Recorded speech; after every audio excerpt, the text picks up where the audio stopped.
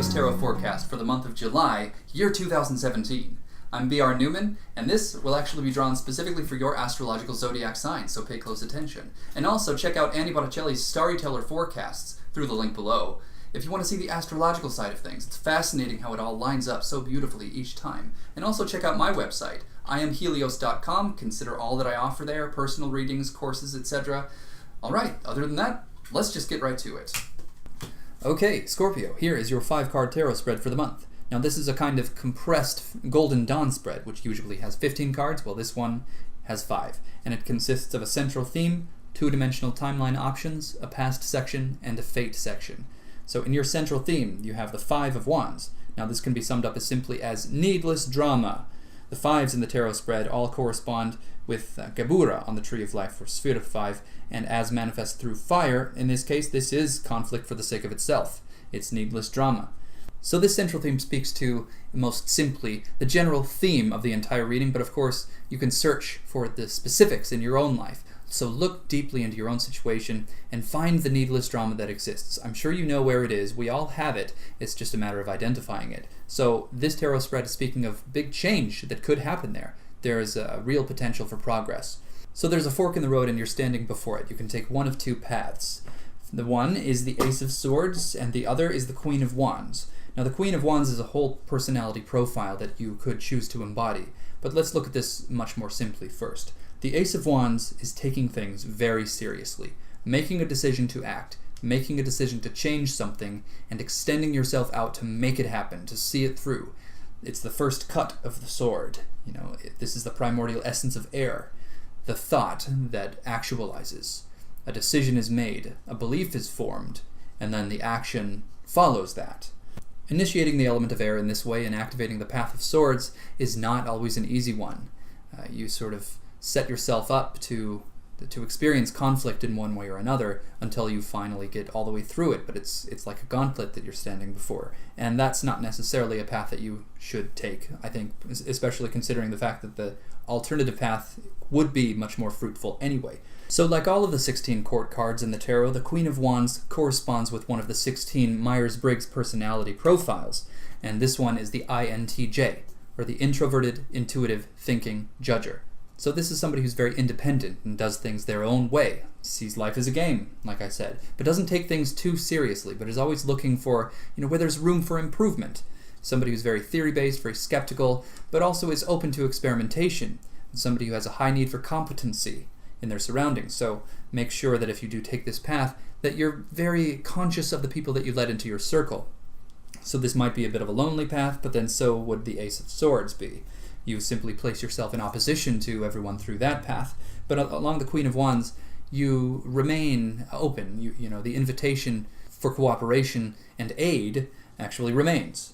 And it's left only to you to think critically about who you invite in. So considering the nature of the alternative path, the Ace of Swords being such a serious one, taking things so seriously, you'd have to assume that this path does contain some of the opposite energy. So in which case, the people that you should ideally like to distance yourself from are those who tend to take things much too seriously. That may be the source of your drama. It may actually be rooted deeply in the choices and actions of others, rather than rooted deep within you, because you can see here clearly there's the potential for you to take another path and choose to be another way.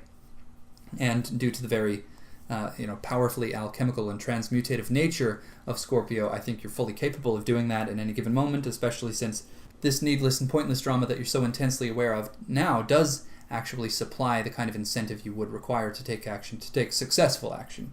So taking action can look, also we can simplify it in this way. It can look one of two ways. Taking action physically, taking things seriously, seeing your decision through to the end, that's the Ace of Swords. Or taking action can look like being different, choosing to approach things differently, not so much about action, but about the way that you feel when you do it, your psychological approach, your emotional state upon engaging the situation.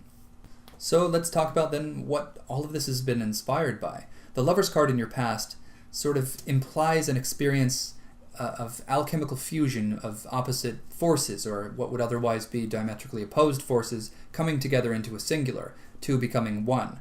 So this could be the acceptance of one's own shadow, or coming from a dark place, this could be the acceptance of the light. faith, accepting that there is some higher intelligence guiding us, or that we are that intelligence. It can look any number of ways, and really the specifics are up to you to find. If you look, you will find them. But what we can know for sure, the most useful thing that we can know for sure, is that this has provided the incentive, or we'll say more specifically, this has provided the energy and the resources, and the potential energy has built up to allow you to successfully resolve this needless drama. So some kind of alchemical process has taken place, some gold from lead has been created, so that your choices and actions can be backed and funded by your awareness of some kind of value, some kind of innate value that is working with you towards some ultimately positive end. And so that ultimately positive end is achieved through your fate section here, the Tower card.